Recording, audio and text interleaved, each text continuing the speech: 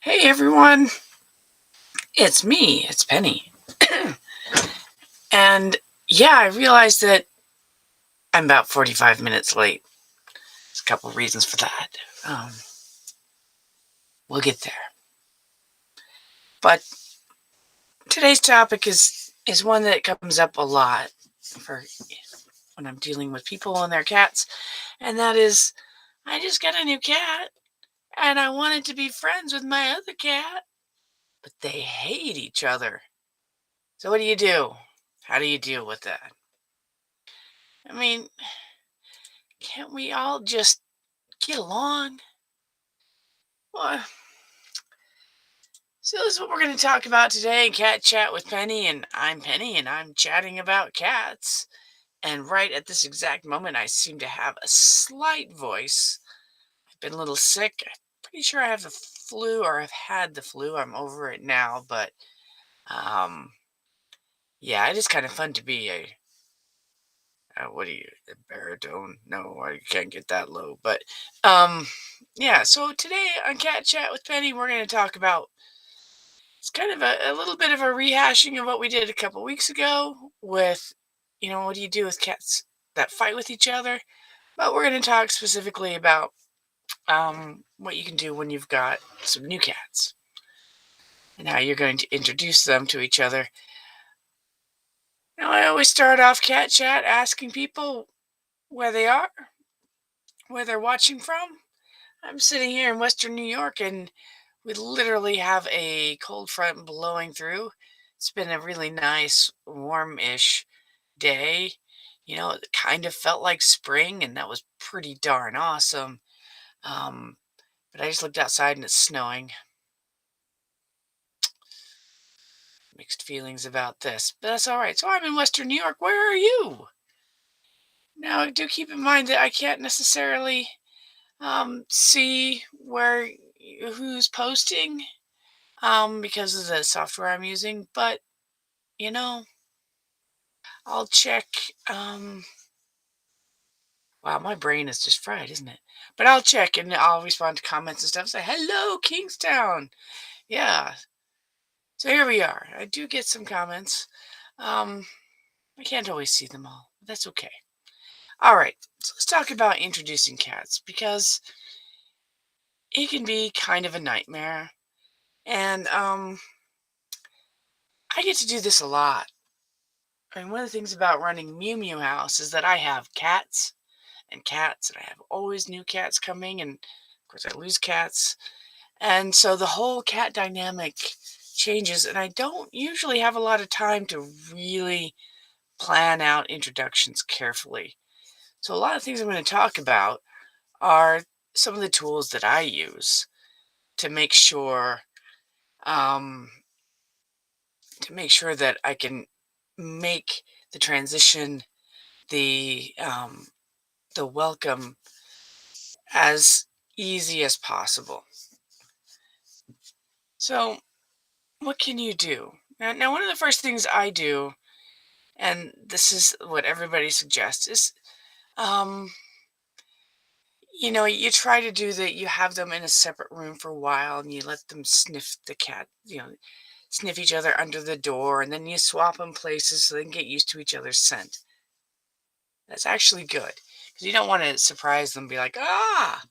Now, when you have a house with 30 cats, you got to figure out how you're going to do that. And one of the ways I provide a barrier for the cats is I actually have a bunch of crates set up throughout the house. Actually, I've got two.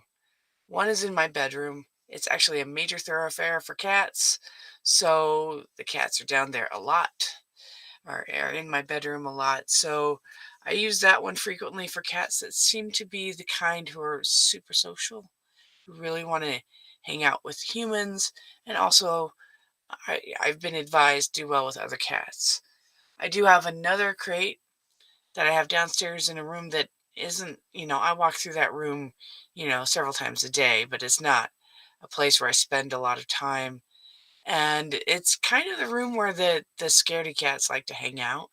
So if I have a cat, this is where I often take cats that are, say, semi-feral or have been in a situation where they really clearly do not want to be around people or need a bit of quiet. I put them in there. But this is my version of providing a barrier where they can sniff at each other. And I use this time, and you should use this time also with a barrier to see how your cats are reacting to each other. I'm going to tell you that hissing is normal. Even the most loving cat will hiss almost every time it meets a new cat. It's going to be like, "Who are you?" I mean, it's what they do. So be prepared for that, but don't assume a hiss means, oh, this they're never going to be okay. All right. What are some other things that you can do? Um, Forgive me for a cough. For one thing, you always want to make sure it's a positive experience. Now, if you don't have time to be there and hanging out with the cats as they're trying to get to know each other, then you need to just keep them separated. I mean, initially, the long-term goal is that they can be together and they'll be fine. They'll curl up together. And my experience has been, I've had over the years, sometimes the cats swipe at each other, but really, I've only had a couple of cats that have really, there's actually one cat who really just wants to beat everyone up. Um, but that's okay. He has his own space, and that's not a problem. For the most part, cats just don't, they just want to get along. They're actually quite social. We think that they're independent. I mean, they are, but they like to curl up together. But you got to make sure it's a positive experience and that you are there to ensure it's a positive experience. So you need to supervise. Um, One of the most useful things you can do when you're first introducing cats is make sure that you have separate feeding places, separate watering places, separate litter boxes. They may, you know, cross feed, whatever, but the reason why you want this is so that they can perform their most basic needs. They have to eat, they have to drink, they have to use the litter box. They need to be able to do those things privately or without another cat in their all in their business. So it's important. So usually when I take in a new cat, I wind up often with a new litter box and a new feeding station. And then I slowly get them integrated into the feeding stations that we already use. And the most important thing you need to have is patience. You have to, pay attention to what your cats are saying, their behavior, and then you just have to wait. Sometimes it takes a really long time. I have a new guy right now. I introduced him a couple, was it just last week? Oh my gosh, he hasn't been here that long, week and a half. His name is Oliver. He's doing really great. He's an incredible crotchety old man. Um, but he's taking his own sweet time, being comfortable with the other cats. I mean, he's hanging out with them now, and it's okay. But he's got his own dish and his own litter box, and that's how we're feeding him right now, so he feels safe. All right.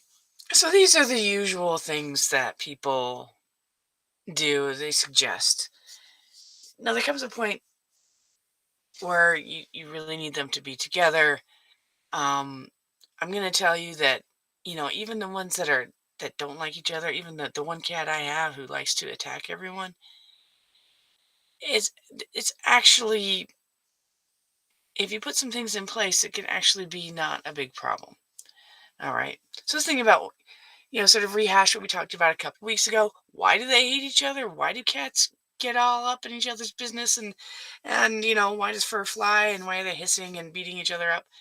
Well, cats are territorial.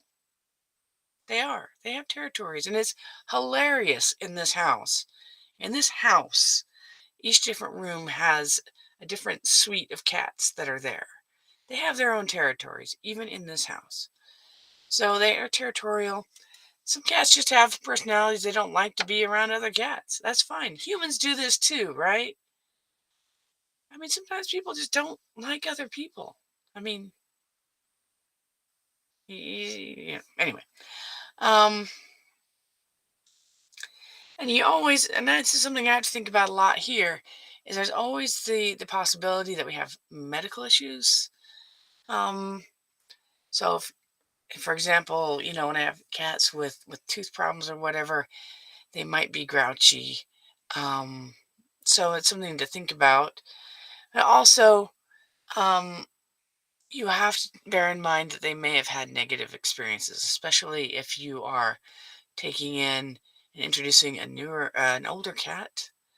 Um, they may have had some really bad experiences. So you have to bear this in mind and get as much of a backstory on the cats you're introducing as possible, and then sort of build in some, you know, buffers to deal with that. And I've definitely had, I see this a lot with the semi-feral cats that come into the house. The ones that have had, a rough go of it often have, actually, they don't have a hard time getting on with the other cats, but they sure have a hard time with me. But now they purr and they hold their tail up and they're happy. All right. One thing I do want to talk about, and this is kind of important, and I know I've seen this on a Jackson Galaxy episode, and I thought about this a little bit. Um, because one of the things that I see, and this is a common problem, is that folks who have a small space and they're trying to introduce cats and they have a small space. Um, the problem with this is it often puts the cats face to face, and they might not be ready for that. But you can't spend the rest of your life with the door closed. I mean, this is unreasonable also. So what you need to do is make sure that cats have place to go and hide, that they can also get away from, they need to be able to get away from each other, need to be able to avoid each other. And I was thinking about, how do you do that in a small space? Well, there are things you can do, and it's something that I've done actually. Depending on the cat's personality, sometimes if you just, they need to be separated from each other, sometimes it's as simple as standing between them. If you're there, I mean, again, this is where supervision is important. Sometimes just being there is all that it takes. You just stand between them, and then they're like, oh. Because if one's trying to walk around you to get to the other, they just have to move. And they might do laps around you, but that's fine. You can also accomplish this with strategically placed pieces of furniture. For example, and I'm only just as we're going live right now, I'm realizing that I have a bottleneck in my house. It's a huge house, but there's a bottleneck. And this is a risk when you've got cats that are just getting to know each other. By bottleneck, I mean there's a narrow passage that the cats need to be able to come and go, but it's only one cat wide. In the case of this house, it's the cat door that goes into the dog room. Okay, well, the cats don't have to go into the dog room, um, but some of the cats like to come and go. And the one cat I have who's grouchy towards everyone, well, if he's on one side of that gate, that door, and you're on the other, and you need to get through, there's going to be a fight. All right. It's a problem. So I know I've observed the cats doing it. Sometimes they'll jump up and over the gate. The gate is there to keep the dogs in their part of the house. The cats actually, some of them are skinny enough they can actually fit through the bars. They just avoid the door. It's actually a gate, but it has a little cat door. Um, some of them will climb up and over. There are options, but not all of them can do this. I mean, when you think about Lou Boss. Lewis is such a big cat. I'm actually a little surprised he can fit through the cat door. But then also, anyway, if one of my dogs will go through the cat door. He's a husky, and he can fit through the cat door. Some things are just a mystery. I think he was basically raised by cats, so I think he doesn't quite have it in his head. Um, so you want to make sure that there's a way that the cats can avoid each other, and there's a tight spot in the house, a strategically placed piece of furniture so the cats can move around each other. It's probably a good idea. It might wind up being inconvenient for you, But that's one of the consequences of owning cats. Deal with it.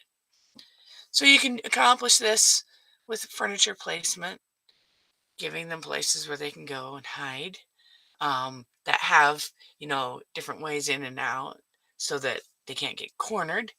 So multiple exits is a big deal. And I've mentioned this before, and this is really important, and I need to improve this in my house. They need to be able to go up. If you can't, okay, that's why I have this cat door. It's at ground level. I could very easily put like a cat ramp or, path that's up. I mean, the dogs can't get through that. Um, I'm sure Comet would try, but you can make it possible for them to escape by going up. We forget as humans, which is hilarious because we think about our ancestry. We came down from the trees, but um, cats can go up, and they like going up. So if they need an escape route, one that goes up is actually perfectly acceptable. And and make sure as best as you can that there are clear paths for cats to move through, and that they're not. You don't want them to be narrow. Again, you don't want a bottleneck, so the cats are bumping into each other. That's just fixing to fight. Even cats that like each other, if they collide in the dark, they're gonna fight. So, and this is going to help you out when you are introducing cats because it lets them know that they can move around the house freely without bumping into each other and having problems. So this is important. Um all right. Well, I hope this was useful for you today. I do apologize for getting started late. I may or may not have it's been a day. Today's been a weird day, and as you can tell, I'm getting over something, and this is the best voice I've had all day. So, I hope you've enjoyed this and that it's useful to you. Um, if you have further questions, feel free to comment them wherever this is actually being streamed. I will head over to YouTube and make sure that nobody's been commenting over there. And hopefully this is, what you needed to know. And, if you liked it, you know, a little thumbs up makes me kind of happy, but makes me happier if you share it with people. And there will be a companion blog post and some other things coming up real soon.